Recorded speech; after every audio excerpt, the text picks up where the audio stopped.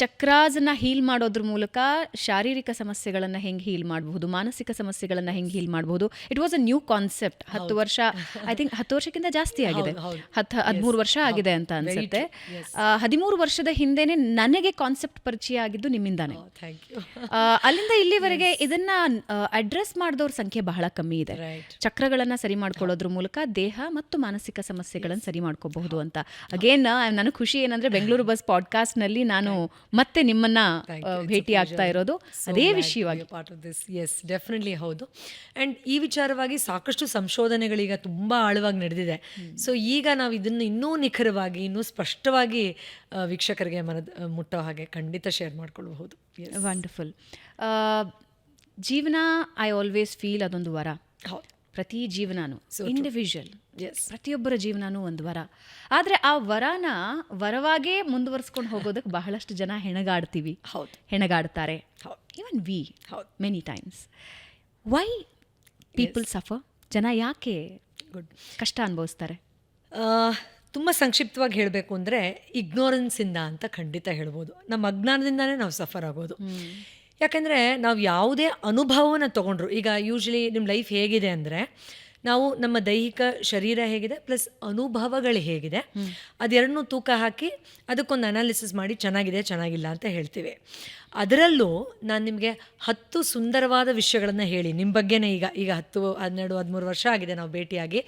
ಇಷ್ಟು ವರ್ಷಗಳಲ್ಲಿ ನನಗೆ ನೆನಪಾಗೋ ಒಂದು 12, 13 ಒಳ್ಳೆ ವಿಷಯ ಹೇಳಿ, ಒಂದು ಸಣ್ಣ ವಿಷಯ ನಂಗೆ ಯಾಕೋ ಇದು ಚೆನ್ನಾಗಿ ಅನಿಸ್ಲಿಲ್ಲ ನಿಮ್ಮ ಬಗ್ಗೆ ಅಂತ ಹೇಳಿದ್ರೆ, ನೀವು ಇವತ್ತು ಪೂರ್ತಿ ಇಷ್ಟು ವರ್ಷ ಆದಮೇಲೆ ಪೂರಿಯವ್ರು ನೋಡಿದ್ಯಾ ಅದನ್ನು ನೆಗೆಟಿವ್ ಆಗಿ ಹೇಳಿದ್ರು ಅಂತ ಪ್ರಾಬ್ಲಿ ಒಂದಿನ ಏನೋ ಒಂದು ತಿಂಗಳು ಪೂರ್ತಿ ನೀವು ಅದನ್ನೇ ನೆನಪು ಮಾಡ್ಕೋಬಹುದು ಅಲ್ವಾ. ಅಂದರೆ ಪರ್ಸೆಪ್ಷನ್ ಯಾವ ಥರ ನಾವು ಅದನ್ನು ತಗೊಳ್ತೀವಿ, ಆ ದೃಷ್ಟಿಕೋನದ ತರಬೇತಿ ನಮ್ಮೆಲ್ರಿಗೂ ಪ್ರಾಬ್ಲಿ ಆಗಿಲ್ಲ, ಅಥವಾ ನಾವು ಅದನ್ನು ತುಂಬ ಲೈಟಾಗಿ ತಗೊಳ್ತೀವಿ. ಒಂದು. ಎರಡನೇದು, ಫಿಸಿಕಲ್ ಲೆವೆಲಲ್ಲಿ, ಗ್ರಾಸ್ ಲೆವೆಲ್ ಅಂದರೆ ಸ್ಥೂಲವಾಗಿ ನಮಗೇನು ಕಾಣಿಸುತ್ತೆ, ಅನುಭವಕ್ಕೆ ಸಿಗತ್ತೆ ನಿಖರವಾಗಿ, ಅದನ್ನು ಅರ್ಥ ಮಾಡ್ಕೊಳ್ಳೋದಷ್ಟೇ ನನ್ನ ಜೀವನಕ್ಕೆ ಒಂದು ಸೇತುವೆ, ಅಥವಾ ಅದಷ್ಟೇ ಮುಖ್ಯ ಅನ್ನುವಂಥ ಸಂಕ್ಷಿಪ್ತವಾದ ಮನೋಭಾವನೆ ಕೂಡ ನಮ್ಮಲ್ಲಿ ನಾನಾ ರೀತಿಯ ಸಮಸ್ಯೆಗಳನ್ನು ಈಡು ಮಾಡುತ್ತೆ. ಅಂದರೆ ಭಾವನಾತ್ಮಕ ಆರೋಗ್ಯವನ್ನು ಸರಿ ಮಾಡ್ಕೊಳ್ಳೋದು ಕೂಡ ನನ್ನ ಜೀವನದಲ್ಲಿ ಇರುವ ಕಡಿಮೆ ಸೌಲಭ್ಯವನ್ನು ತುಂಬ ವೈಭವೀಕರಣ ಮಾಡಿ ಅನುಭವಿಸ್ಬೋದಾಗಿದೆ ಅನ್ನೋದು ಗೊತ್ತಾಗದೆ ಎಷ್ಟೋ ಜನ ಹೆಣಗಾಗ್ತಾರೆ.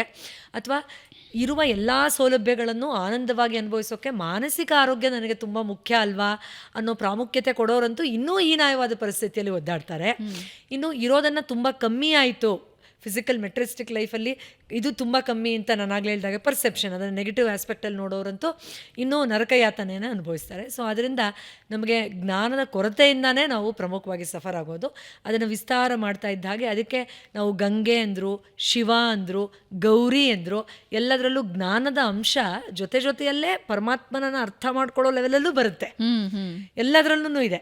ಆ ಪರಮಾನಂದ ಜ್ಞಾನದ ಮೂಲಕ ಹರಿಯುತ್ತೆ, ಜ್ಞಾನವೇ ಅದು, ಜ್ಞಾನದಿಂದನೇ ಸಿದ್ಧಿ ಆಗುತ್ತೆ ಅಂತ ಯಾಕೆ ಆನಂದವನ್ನು ಜ್ಞಾನವನ್ನು ಜೊತೆಲಿ ಹೇಳ್ತೀವಿ ಅಂದರೆ, ಆನಂದದ ರಹಸ್ಯ ಅಥವಾ ಸಫರ್ ಆಗದೆ ಇರೋದಕ್ಕಿರೋ ಡೀಪೆಸ್ಟ್ ಸೀಕ್ರೆಟ್ ಕೋಡ್ ಅಂದರೆ ಅದು ಜ್ಞಾನ. ಅದನ್ನು ಎಷ್ಟು ನಾವು ವಿಸ್ತಾರ ಮಾಡ್ಕೊಳ್ತೀವೋ ಅಷ್ಟು ಆನಂದದಲ್ಲಿ ಖಂಡಿತ ಬದುಕ್ಬೋದು. ಇನ್ಫ್ಯಾಕ್ಟ್ ನೀವು ಸ್ವಲ್ಪ ಮೇಧಾವಿಗಳನ್ನು ನೋಡಿ, ಅವ್ರ ಮುಖಲಕ್ಷಣವನ್ನು, ಇವ್ರು ತಿಳ್ಕೊಂಡಿರೋರಪ್ಪ ಎವಾಲ್ಡ್ ಅಂತಂದರೆ ಅವ್ರ ಮುಖದ ಮೇಲೆ ಒಂದು ಎನಿಗ್ಮ್ಯಾಟಿಕ್ ಸ್ಮೈಲ್ ಇರುತ್ತೆ, ಏನೋ ಒಂದು ವಿಶೇಷವಾದ ಸ್ಮೈಲ್. ಆ್ಯಂಡ್ ಆ ವೈಬ್ರೇಷನ್ ಶೇರ್ ಆಗುತ್ತೆ, ಎದುರುಗಡೆ ಇರೋರಿಗೆ ಆ ವೈಬ್ ಶೇರ್ ಆಗುತ್ತೆ. 100% ಹೌದು. We become instantly influenced by them.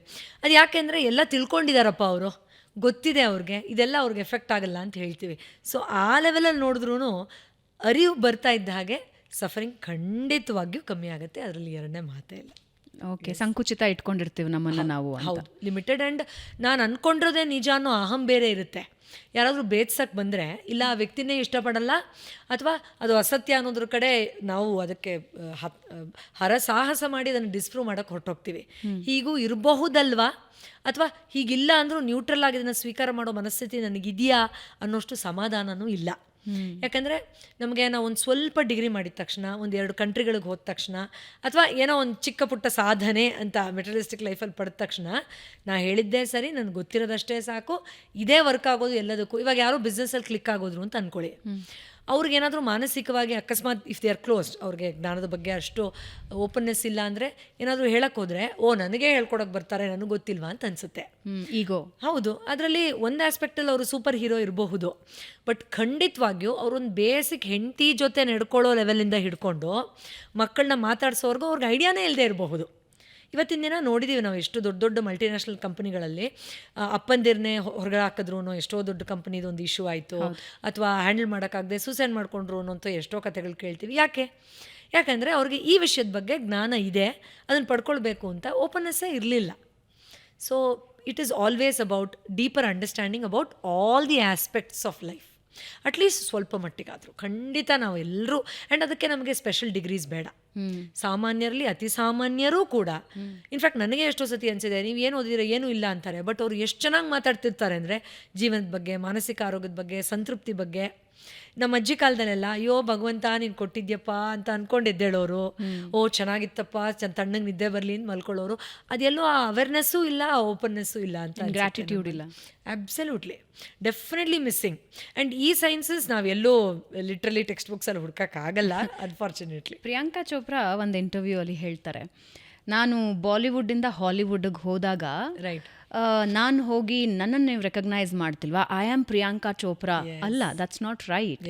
ನಾನು ಹಂಬಲ್ ಇರಬೇಕು, ನಾನು ಪ್ರಿಯಾಂಕಾ ಚೋಪ್ರಾ, ನಾನು ಇಂಡಿಯನ್ ಸಿನಿಮಾದಿಂದ ಬಂದಿದ್ದೀನಿ, ನಾನು ಸೋ ಆ್ಯಂಡ್ ಸೋ, ನನ್ನ ಕ್ಯಾಲಿಬರ್ ಸೋ ಆ್ಯಂಡ್ ಸೋ ಅಂತ ಹಂಬಲ್ ಆಗಿ ಇಂಟ್ರೊಡ್ಯೂಸ್ ಮಾಡಬೇಕು. ನೀವು ಇಂಡಿಯಾದಲ್ಲಿ ನೀವು you are a super star, world ಸ್ಟೇಜಲ್ಲ. ಐ ಥಿಂಕ್ ಈ ಎಕ್ಸಾಂಪಲ್ ಕೊಡಬಹುದು ಅನ್ಸುತ್ತೆ. ಹೌದು, ಆಬ್ಸಲ್ಯೂಟ್ಲಿ. ಅಂದರೆ ನೋಡಿ, ಎಷ್ಟು deep understanding about how she has to pitch in to that industry ಅನ್ನೋದು ಆಕೆಗಿದೆ.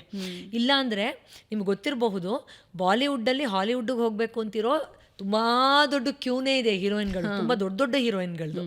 But they have not been able to make it because ಒಂದು ಆ್ಯಟಿಟ್ಯೂಡ್ ಶಿಫ್ಟ್ ಏನಿದೆ ಅದನ್ನು ಮಾಡಿಕೊಂಡೇ ನಾನು ನನ್ನ ಕ್ಯಾಲಿಬರ್ನು ಕ್ಯಾರಿ ಫಾರ್ವರ್ಡ್ ಮಾಡಬೇಕು. ಅದಕ್ಕೆ ತುಂಬ ಜನ ಸೆಲೆಬ್ರಿಟೀಸ್ ಹೇಳ್ತಾರೆ, ಸೆಲೆಬ್ರಿಟಿ ಆಗೋದು ದೊಡ್ಡ ವಿಷಯ ಅಲ್ಲ, ಯಾರು ಬೇಕಾದ್ರೂ ಓವರ್ನೈಟ್ ಸೆಲೆಬ್ರಿಟಿ ಆಗ್ಬೋದು, ಬಟ್ ಅದನ್ನು ಸಸ್ಟೇನ್ ಮಾಡೋದು ತುಂಬ ಕಷ್ಟ ಅಂತ.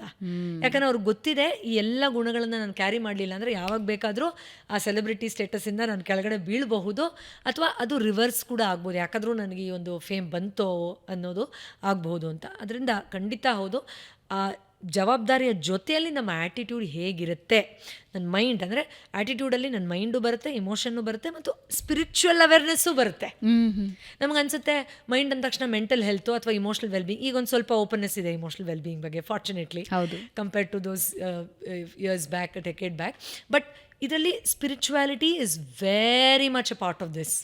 ನಾನು ಯಾರು, ನನಗೆ ನಿಜವಾಗ್ಲೂ ಖುಷಿ ಕೊಡುವಂಥದ್ದೇನು, ಮಾನಸಿಕ ನೆಮ್ಮದಿಯನ್ನು ನಾನು ಚೇಸ್ ಮಾಡ್ತಾ ಹೋದರೆ ನಿಜವಾಗ್ಲೂ ಸಿಗತ್ತಾ, ಅದರ ಮೂಲ ಆ್ಯಕ್ಚುಲಿ ಎಲ್ಲಿದೆ, ಇದನ್ನು ನಾವು ಅಂದರೆ ಸ್ಪಿರಿಚುವಾಲಿಟಿಯನ್ನೇ ರೀಡಿಫೈನ್ ಮಾಡಬೇಕು. ಯಾಕಂದರೆ ನಾನು ಆಧ್ಯಾತ್ಮ ಅಂದ ತಕ್ಷಣ ಅಯ್ಯೋ ಬಿಡಿ ಮೇಡಮ್ ಅದು ರಿಟೈರ್ ಆದಮೇಲೆ ನೋಡ್ಕೊಳ್ಳೋಣ ಅಂತಾರೆ, ಅಥವಾ ಅಯ್ಯೋ ಈ ವಯಸ್ಸಿಗೆ ಬೇಡಪ್ಪ ನಾನು ಹೆಂಡತಿ ಮಕ್ಕಳು ನೋಡ್ಕೋಬೇಕು ಅಂತಾರೆ. ಬಟ್ ಅದು ಆಧ್ಯಾತ್ಮನ ಅಂತ ಅದೇ ಗೊತ್ತಿಲ್ವೇ, ಯಾಕಂದರೆ ಸ್ಪಿರಿಚುವಾಲಿಟಿ ಆಧ್ಯಾತ್ಮ ಅಂದರೆ ನಿಮ್ಮ ಪ್ರಕಾರ ನನ್ನನ್ನು ನಾನು ಆಳವಾಗಿ ತಿಳ್ಕೊಳ್ಳೋದೇ ಆಧ್ಯಾತ್ಮ.